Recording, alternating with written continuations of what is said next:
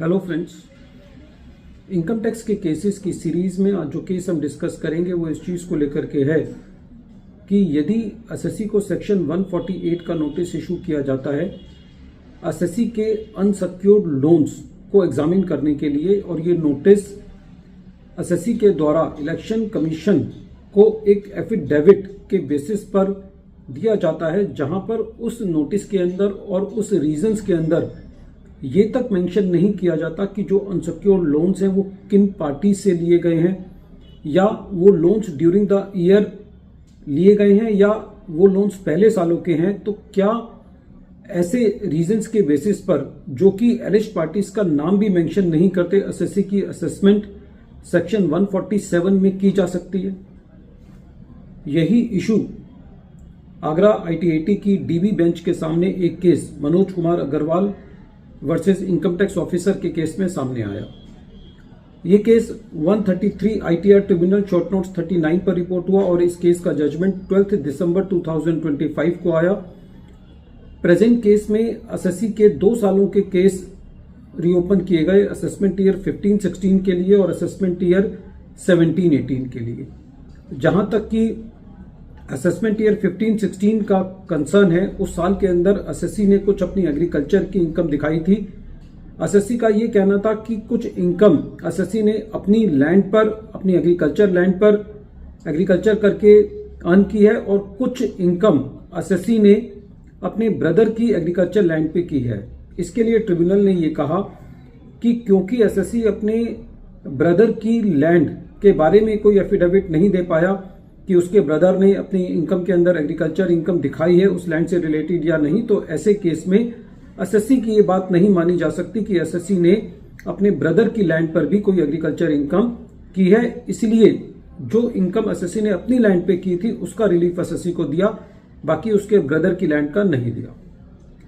दूसरा इशू इस केस में असेसमेंट ईयर 17-18 का था। एसएससी ने इलेक्शन कमीशन के अंदर अपना एफिडेविट दिया था कि एसएससी ने कुछ अनसिक्योर्ड लोन लिए हुए हैं। उसके आधार पर एसएससी को सेक्शन 148 का नोटिस इशू किया गया।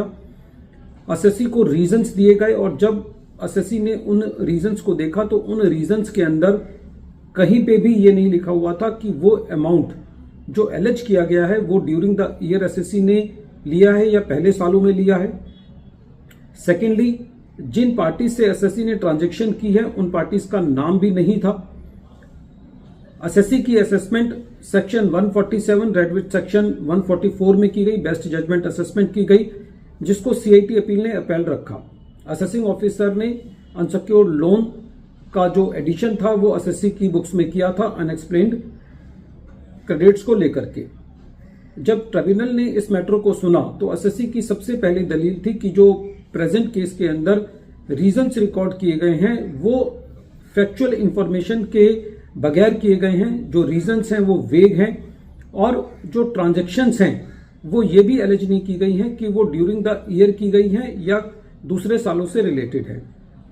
जब ट्रिब्यूनल ने इस मैटर को सुना और फैक्ट्स को एग्जामिन किया तो ट्रिब्यूनल ने पाया रीजंस के पर्सुअल पर कि रीजंस के अंदर ये भी मेंशन नहीं है कि एसएससी ने किन लोगों से अनसिक्योर्ड लोन लिए हैं। तो ऐसे केस में जहां पर रेवेन्यू अथॉरिटीज के पास कोई टेंजिबल मटेरियल नहीं है जो कि ये सजेस्ट करता हो कि एसएससी की इनकम एस्केप हुई है, तो खाली वेग इंफॉर्मेशन के बेसिस पर, जहां पर रेवेन्यू एसएससी को ये तक नहीं बता पाया कि एसएससी ने किन लोगों से ट्रांजैक्शन की है और वो ट्रांजैक्शन उस साल से रिलेटेड है भी या नहीं, तो जो ओपनिंग बैलेंसेज हैं अनसिक्योर्ड लोन्स के उनको एसएससी की इनकम में असेसमेंट ईयर 17-18 का केस रीओपन करके नहीं की जा सकती। फ्रेंड्स, ये केस इस तरीके की एडिशंस बहुत कॉमन है। जो रीजंस रिकॉर्ड किए जाते हैं वो बिना किसी फैक्चुअल इंफॉर्मेशन के आधार पर किए जाते हैं।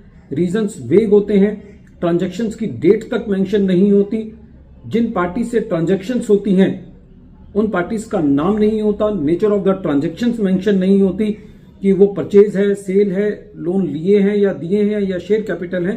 तो ऐसे सिचुएशंस के अंदर उन नोटिस को और उन असेसमेंट्स को इस केस लॉ को भी आधार लेकर के चैलेंज किया जा सकता है, क्योंकि वो सारी रीजंस या इंफॉर्मेशन टू सजेस्ट जो कि वेग हैं, स्पेसिफिक नहीं है, वो as per the mandate of section 147 की असेसमेंट प्रोसीडिंग्स नहीं आते।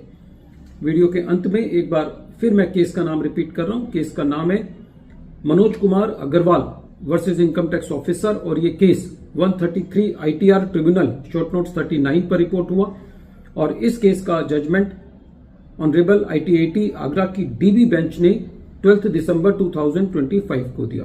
Thank you friends.